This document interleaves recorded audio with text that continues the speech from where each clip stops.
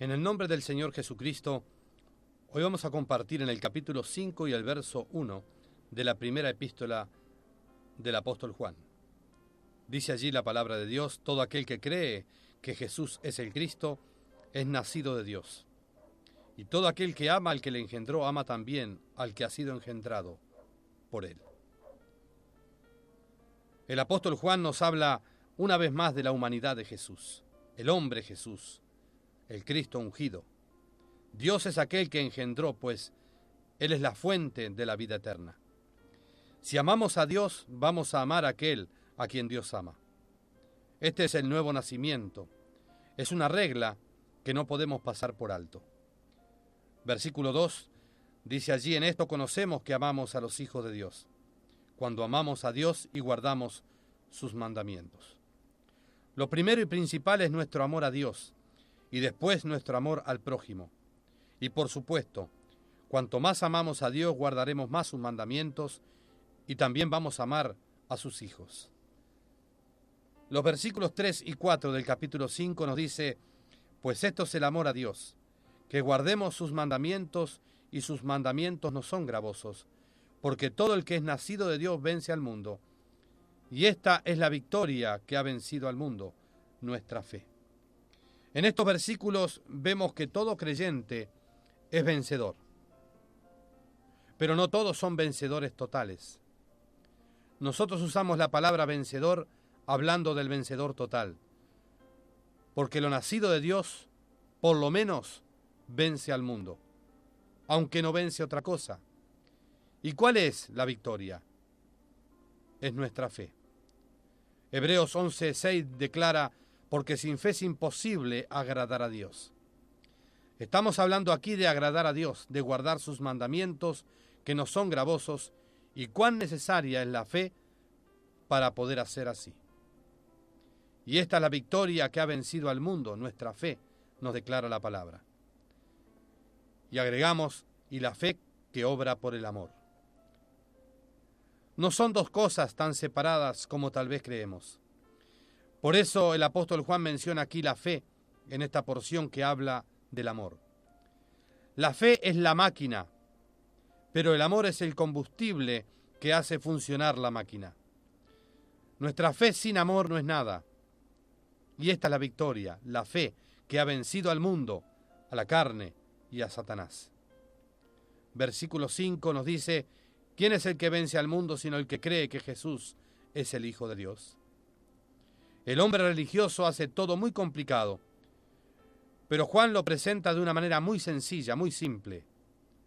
Casi todos están de acuerdo de que el versículo 7, allí nos dice: porque tres son los que dan testimonio en el cielo, el Padre, el Verbo y el Espíritu Santo, y estos tres son uno.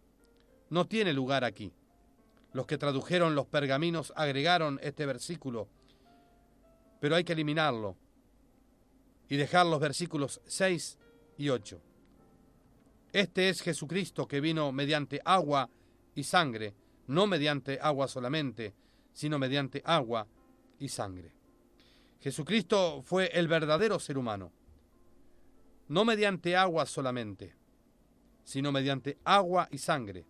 Esto habla de su humanidad, pues Él fue el perfecto ser humano. Versículo 8 nos dice: y tres son los que dan testimonio en la tierra, el espíritu, el agua y la sangre, y estos tres concuerdan. Juan en su evangelio nos habla de aquella ocasión cuando Jesucristo fue colgado en la cruz. Nos dice allí en su relato que no rompieron sus piernas o los huesos de sus piernas. En vez de eso, abrieron su costado con una lanza. Juan capítulo 19, 33 y 34. Esta agua y sangre nos hablan de la limpieza del pecador. La sangre nos limpia de nuestros pecados.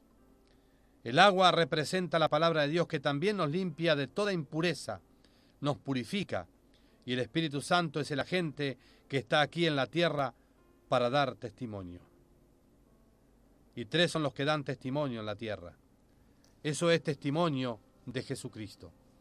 El Espíritu Santo viene para convencer al pecador de su pecado, nunca diciendo nada contra la palabra, y los tres concuerdan dando testimonio de Jesucristo como el verdadero Salvador. El número 3 es el número de la fuerza. El número 2 habla del suficiente testimonio. Y como 3 es un número de fuerza, es un testimonio fuerte. Versículo 9 nos dice allí: si recibimos el testimonio de los hombres, mayor es el testimonio de Dios, porque este es el testimonio con que Dios ha testificado acerca de su Hijo. Si una persona viene y nos dice tal o cual cosa, creemos su testimonio. Lo recibimos sin cuestionar. Y si hacemos así, mayor es el testimonio de Dios, porque Él no puede mentir. El hombre puede mentir o puede equivocarse, pero muchas veces igual recibimos su testimonio. Si tan pronto recibimos el testimonio del hombre, con más prontitud debemos de recibir el testimonio de nuestro Dios. Versículo 10 del capítulo 5 nos declara: porque este es el testimonio con que Dios ha testificado acerca de su Hijo. No necesitamos alguna evidencia extraña de la seguridad de otra persona o alguna señal, pues Él tiene el testimonio en sí mismo. Yo sé que he creído en el Hijo de Dios y soy salvo, no porque alguien me dijo, sino porque tengo al Hijo de Dios en mi corazón. Hay un testimonio dentro de mí y esa es mi seguridad. El apóstol Pablo así nos dice en Romanos capítulo 8, verso 16, que el Espíritu mismo da testimonio a nuestro espíritu de que somos hijos de Dios. Hay una confianza que el Espíritu Santo nos da, una seguridad. El legalista procura quitarnos esta seguridad dando pruebas de cómo podemos perderla. Pero no nos convence, porque hay un testimonio dentro de nosotros. El legalista solamente causa confusión. Estamos hablando de la obra de Dios, no de una persona. La razón por la confusión es porque no ha creído en el testimonio que Dios ha dado acerca de su Hijo.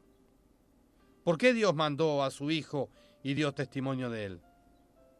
Porque el hombre es pecador, está separado de su Dios y necesita una reconciliación que solo viene por medio de un Salvador. Y así dice Dios, pero aquel que no lo acepta afirma que lo que dice Dios es mentira. Dice: yo no necesito a un Salvador. ¿Cuántos millones hoy día llaman a Dios mentiroso? De la misma manera, si acepta otra forma de salvación, hace a Dios mentiroso. El testimonio no es acerca de su Hijo y María, o acerca de su Hijo y algunos santos, sino simplemente acerca de su Hijo. Como es la astucia del enemigo de recalcar otras cosas. Pero aquel que no cree en el Hijo solo hace a Dios mentiroso. Y dejamos aquí, que Dios les bendiga muy ricamente.